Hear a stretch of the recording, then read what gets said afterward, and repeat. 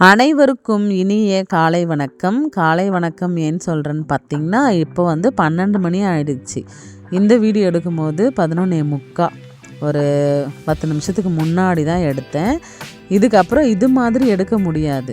ஏன்னா ஒரு வீடு டெடிகேட் பண்ணுறப்ப முன்னாடி எல்லாமே புதுசாக இருக்கும். நம்ம ஒரு சர்வீஸ் அட்டன் பண்ணிட்டோம், ஒன்ஸு நம்ம வீட்டுக்குள்ளே போயிட்டோன்னா அது இறை ஒப்படைப்பு செஞ்சாச்சு அப்படின்னு தான் அர்த்தம். இன்றைக்கி எங்கள் சர்ச்சோட டூர் தான் உங்களுக்கு காட்ட போகிறேன். நீங்கள் வர முடியலனா கூட இதுலேயே பார்த்துக்கலாம். நீங்கள் பார்க்குறீங்களோ இல்லையோ, நானும் அடிக்கடி பார்த்துப்பேன். ஏன்னா இதான் நான் ஃபஸ்ட் டைம் ஃபுல்லாக கவர் பண்ணுறேன் உங்களுக்காக. நம்மளுடைய சப்ஸ்கிரைபர்ஸ் ஃப்ரெண்ட்ஸ் வர முடியாதவங்களுக்காக நீங்கள் பார்த்துக்கோங்க.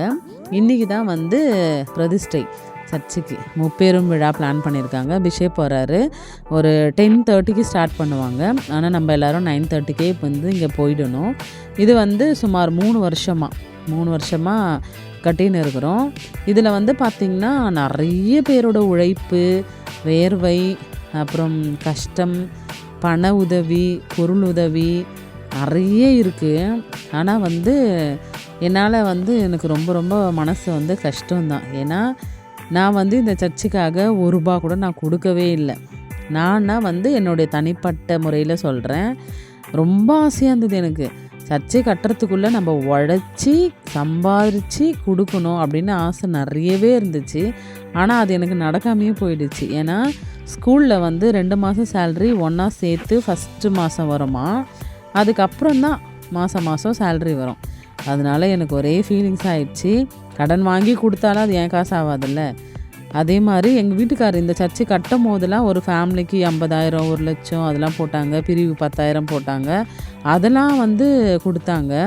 ஆனால் என்னோடய கஷ்டம் இல்லைல்ல, அதுவும் அவர் கஷ்டம் தானே. அதனால் எனக்கு ரொம்ப ரொம்ப மனசுக்குள்ளே இருக்கிற ஒரு விஷயத்த நான் அவங்க கூட இன்றைக்கி ஷேர் பண்ணியிருக்கிறேன். ஆனாலும் அதே நினச்சி நம்ம உட்காந்துருக்க முடியாதுல்ல. சர்ச்சை டெடிகேட் பண்ணதுக்கு அப்புறமும் நிறைய குறை வேலைகள்லாம் இருக்கும். சேல்ரி வந்ததும் நம்ம கண்டிப்பாக கொடுத்துட்டு அதுக்கான சந்தோஷத்தை அப்போ அனுபவிச்சுக்கலாம் அப்படின்னு சொல்லிட்டு விட்டாச்சு. நான் ரொம்ப எதிர்பார்த்தேன். நிறைய மிஸ்ஸு 20ஆம் தேதி வரும், 21ஆம் தேதி வரும்லாம் சொன்னாங்க. டெய்லியும் எடுத்து எஸ்எம்எஸ் பார்த்துக்கினே இருப்பேன்.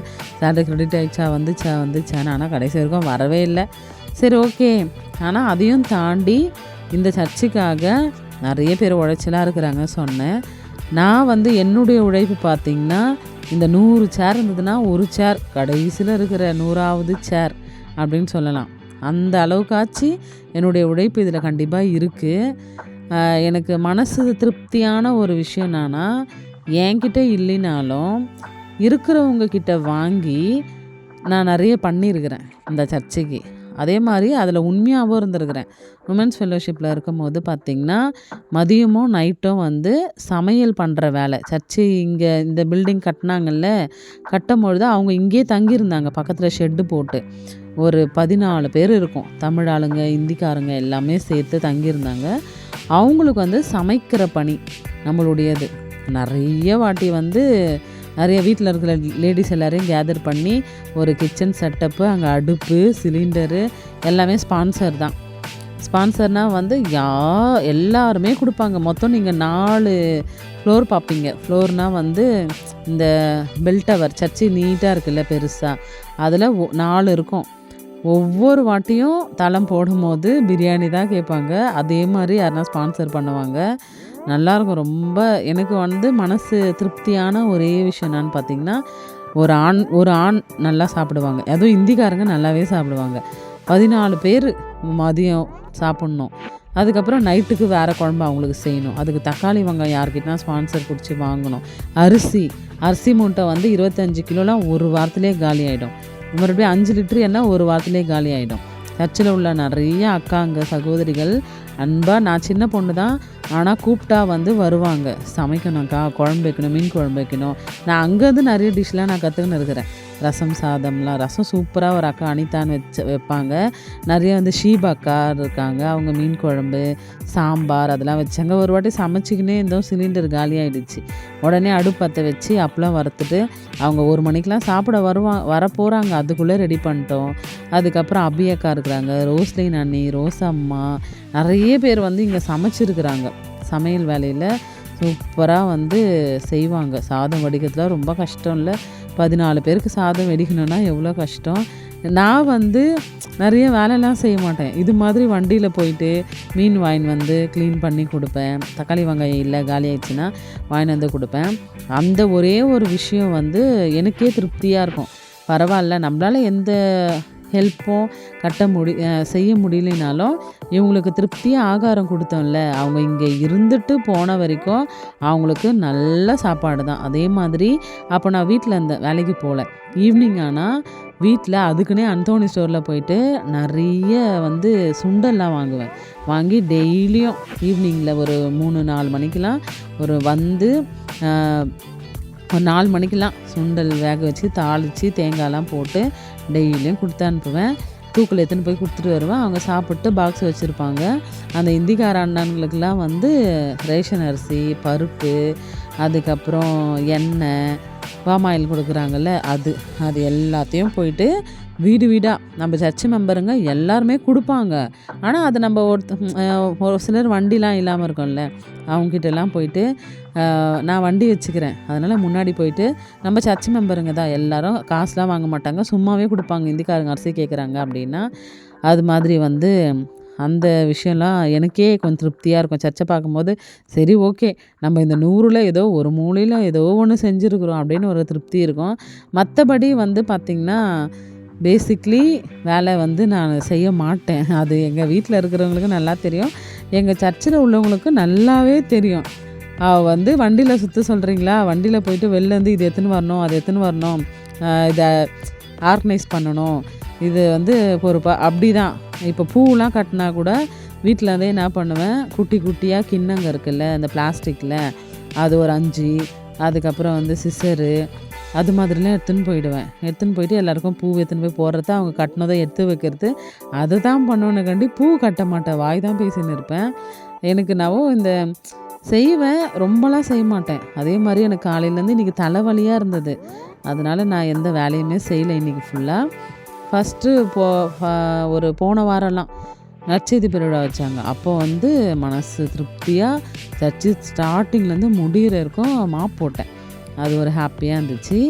இதை பார்க்கும் போதே 1000 கண்கள் போதாது அப்படின்னே சொல்லலாம். சர்ச்சு காம்பவுண்டு பார்க்கும் போதே நைட்டில் ரொம்ப அழகாக தெரிஞ்சது, சூப்பராக இருந்தது. அது உள்ளே போகும்போது அவ்வளோ ஒரு ஹாப்பி. நீங்கள் எல்லாமே வந்து இப்போ டெக்கரேட் பண்ணி ஃபினிஷ் பண்ணதும் பார்க்குறீங்கல்ல, நாங்களாம் வந்து குழி தோண்டினாங்கல்ல, ஃபஸ்ட்டு ஒரு 8 குழி தோண்டினாங்க. அப்போத்துலேருந்து அது உள்ள மண் கொட்டுறதுலேருந்து அந்த பேஸ்மெண்ட் ஃபுல்லாகிடு, அதுக்கப்புறம் செங்கல்லாம் அடுக்குவோம். செங்கல் வந்து இங்கே தான் இருக்கும், இதை வந்து சர்ச்சுக்கிட்ட வைக்கணும். அப்போ என்ன பண்ணுவோம், ஒரு 20 பேர் லைனாக சர்ச் மெம்பருங்க எல்லாமே நின்றுக்குன்னு பாஸ் பண்ணும்போது ஒரு அக்கா காலில் நான் தெரியாமல் வேறு போட்டேன். அதெல்லாம் கொஞ்சம் பண்ணியிருக்கிறேன், அது ஒரு சந்தோஷம். ஓரளவுக்கு வந்து எல்லாமே முடிஞ்சிருச்சு. உண்மையாலுமே சாமி நம்ம சர்ச்சில் உள்ள அடுத்த தலைமுறைகளுக்கு நம்ம முன்னோர்கள்னால் இப்போ இருக்கிற நம்ம அம்மா அப்பா, இப்போ இருக்கிற ஜென்ரேஷன் வந்து அடுத்த 2-3 தலைமுறைகளே இந்த சர்ச்சில் தாங்கும். எனக்கு வந்து என்ன ஆசைன்னா, எங்கள் சர்ச்சில் வந்து நிறைய ஆயர்கள் வரணும். இப்போது நான் பார்த்து வளர்ந்த பசங்களாம் இருப்பாங்கள்ல சர்ச்சில், அவனுங்களாம் வந்து ஐயரா ஆகணும். பெண்கள்லாம் பெண் ஆயர் கூட இருக்கிறாங்க, அது மாதிரி ஆகணும். இங்கேருந்து நிறைய ஊழியக்காரங்க எழும்பணும். அது ஃபஸ்ட்டு ஆசை. 2வது ஆசை வந்து என்னன்னு பார்த்தீங்கன்னா, ஆங்கில ஆராதனை, இங்கிலீஷ் சர்வீஸ் நடத்தணும். அது உண்மையாலுமே சூப்பராக இருக்கும். வெஸ்லி சர்ச்சில் வந்து ஆங்கில ஆராதனை காலை 7 மணிக்கு அப்படிலாம். ஏன்னா இப்போ நம்ம சர்ச்சில் இருக்கிற பிள்ளைங்க எல்லாருமே ஓரளவுக்கு சிபிஎஸ்சியில் தான் படிக்கிறாங்க, நல்லா வந்து சரளமாக இங்கிலீஷும் பேசுவாங்க. அதனால் எனக்கு என்ன ஆசைன்னா, அதை கண்டிப்பாக நம்ம பார்க்கணும். வயசாகிட்டு கேள்வியானால் கூட பரவாயில்ல, இது மாதிரி வந்து ஆங்கில ஆராதனைலாம் இந்த சர்ச்சில் நடக்கணும். நம்ம அடிக்கடி நான் யூத் பசங்கிட்ட சொல்கிற விஷயம் கூட இப்போ நீங்கள் தான்ப்பா அடுத்தது, நம்ம இப்போ உங்கள் அப்பாங்கெல்லாம் வந்து கஷ்டப்பட்டு கட்டுறாங்க, ஆனால் அடுத்த ஜென்ரேஷன் நீங்கள் தான், யூத் பிள்ளைங்க. அதனால் கரெக்டாக நீங்கள் வந்து எல்லாரையும் நம்ம பாரம்பரியம் மாறாத நம்ம திருச்சபைக்குன்னு ஒரு வழக்கம் இருக்கும்ல, சிஎஸ்ஐ தென்னிந்திய திருச்சபை, அதை நீங்கள் அப்படியே கொண்டு வரணும். நீங்கள் நல்லா எல்லாத்துலேயும் ஆக்டிவாக இருக்கணும், சோம்பேறிங்களாக இருக்கக்கூடாது, ஜாலியாக இருக்கக்கூடாது. ஜாலியாக இருக்கலாம், அது சர்ச்சு ஆக்டிவிட்டி நம்மளுக்காக உங்களுக்காக தான் இவ்வளோ பெரிய சர்ச்சு. எல்லாரும் அவங்கவுங்க கஷ்டம் உழைப்பு எல்லாமே போட்டு உங்களுக்கு கிஃப்டாக கொடுக்குறோம். அதை நீங்கள் அழகாக பயன்படுத்திக்கின்னு அப்படியே கொண்டு போகணும் அப்படிலாம் நான் அடிக்கடி சொல்லுவேன் யூத் பிள்ளைங்கிட்ட. அங்கேருந்து இப்போ நாங்கள் வீட்டுக்கு கிளம்பியாச்சு. எங்கே போகிறோன்னு பார்த்தீங்கன்னா நம்ம வீட்டுக்கு போகிறோம். ஃபஸ்ட்டு இந்த சர்ச்சு நம்ம வீட்டுக்கு ரொம்ப பக்கம். ஆனால் இப்போ அதை பார்க்கும் போதெல்லாம் ரொம்ப ஃபீலிங்ஸாக இருக்குது. அது என்னை பார்த்து கேட்குது, எத்தனை வாட்டி நீ வீட்டில் சண்டை போட்டுக்கின்னு அழுதுகினேலாம் நீ என்னை பார்க்க வந்திருக்கிற. இந்த பில்டிங்கில் ஒரு செங்கலுக்கும் அங்கே இருக்கிற எல்லாரோட ஃபீலிங்ஸும் தெரியும். அந்த அழுகை கண்ணீர்லாம் அது பார்த்துருக்குதுல்ல. எனக்கு ரொம்ப கஷ்டமாயிடுச்சு அந்த பழைய சர்ச்சை பார்த்ததும். எனக்கு குழந்தை இல்லாத போது கூட 5 வருஷமாக நான் அந்த சர்ச்சில் தான் இருந்தேன். கன்சீவ் ஆனதும் ஃபஸ்ட்டு சர்ச்சுக்கு போயிட்டு ஏசப்பாண்ட தான் நான் சொன்னேன். அதுக்கு அடுத்தது பார்த்திங்கன்னா சர்ச்சுக்குள்ளவே நிறைய பாலிடிக்ஸ்லாம் நடக்கும். ஆனால் பெருசாக நான் எதையுமே மைண்ட் பண்ணிக்க மாட்டேன். என்னோடய சந்தோஷத்தை மட்டும்தான் வெளியே காட்டுவேன். சர்ச்சில் யார் நம்மளை பற்றி பின்னாடி பேசினாலோ என்ன பேசினாலும் அது அதை நான் கொஞ்சம் கூட கேர் பண்ணிக்கவே மாட்டேன்னே சொல்லலாம். ஆனால் மனசுக்குள்ளே இருக்கும், வெளியே காட்ட மாட்டேன். சிரிக்கிறத மட்டும்தான் காட்டுவேன். நான் அழறத கஷ்டப்படுறத அதெல்லாம் அது என்னுடைய ஒரு குணம் அப்படின்னே சொல்லலாம். இதுதான் பழைய சர்ச்சு. இந்த சர்ச்சை பார்க்கும்போது ரொம்ப ஃபீலிங்ஸ் ஆகிடுச்சு. காலையில் சர்வீஸ்க்கு 5:30 மணிக்கெலாம் வீட்டிலேருந்து நடந்தே வந்துடுவேன். எங்கள் வீட்டுக்காரர் அவர் எனக்கு கல்யாணத்துக்கு முன்னாடியே ஊழியர் ஆகிட்டார். அதனால் அவர் வேறு சர்ச்சுக்கு போவார், நாங்கள் தான் இந்த சர்ச்சுக்கு போவோம். நான் மட்டும் வருவேன். அதுக்கப்புறம் நானும் பிளஸ்ஸியும் வந்துருந்தோம். இப்போ நானும் பிளஸ்ஸி ஷாபி வண்டி வச்சுக்கிறேன்ல, வண்டியிலே நாங்கள் போயிடுவோம். அது நைட்டாக இருந்தாலும் சரி, எல்லாம் ஃபேமிலியாக தன்னுடைய கணவர் கூட வருவாங்க. நான் மட்டும்தான் பிள்ளைங்க கூட நாங்கள் 3 பேர் தான் போவோம். எல்லாத்துக்கும் நாங்கள் 3 பேர் தான் போனோம். ஏன்னா அவர் ஊழியராக இருக்கிறதுனால அவங்க சர்ச்சுக்கு அவர் போயிடுவார். அங்கே கிறிஸ்மஸ் நியூ இயர் அது மாதிரியான தான் போவேன். ஓவரால் நான் பழைய சர்ச்சையும் காட்டிட்டேன், புது சர்ச்சையும் காட்டிட்டேன். இதுதான் நம்ம வீட்டுக்கு போகிற வழி. பழைய சர்ச்சுமே டெக்கரேட் பண்ணியிருந்தாங்க, அதனால தான் அதையும் உங்களுக்கு மெயினாக காட்டினேன். வீட்டுக்கு வந்தாச்சு. இவ்வளோ நேரம் என் கூட இந்த வீடியோவை பார்த்து என்னுடைய ஃபீலிங்ஸ், என்னுடைய கஷ்டம், என்னுடைய கதை, சோக கதை, சொந்த கதை எல்லாத்தையும் கேட்ட எல்லாருக்கும் நன்றி. மறக்காமல் சப்ஸ்கிரைப் பண்ணுங்கள். இதுதான் நம்ம வீட்டுக்கும் வந்தாச்சு. பார்த்தா ஒரே இருட்டாக இருந்தது. மறுநாளே வந்துடுச்சு வீட்டுக்கு வரும்போதெல்லாம். Thank you to all. எல்லோரும் கண்டிப்பாக டெடிகேட்